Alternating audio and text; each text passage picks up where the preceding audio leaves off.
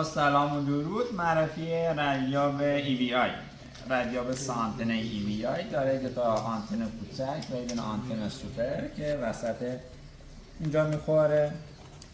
این سیستم دارای 8 تا تفکیک فلز به علاوه منوی آزاد هم داره که شما علاوه بر این 8 تا فلز میتونید فرکانس دیگه هم بهش بدید.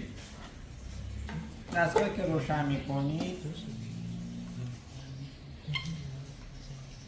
اول که اسم خود دستگاه میاد بالا با سایتش،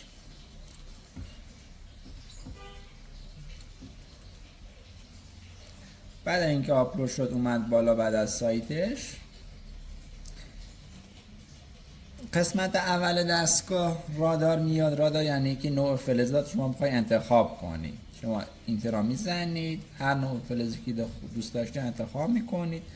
واسه اینکه بخواید فرکانس ها آزاد بشه میرید توی تنظیماتش، ولی واسه کار کردن باش نوع فلزای اینتر میزنید. نوع فلزی که خواستید شما مشخص میکنید باش، هر فلزی خواستید. یه بار دیگه اینتر میزنید، بعد میگی که تا چقدر میخوای شاه زنی براتون کنه. شاه از اینجا کم زیاد میکنید شاهی که دوست دارید. اینترا میزنید، شروع میکنید به جزء کردن.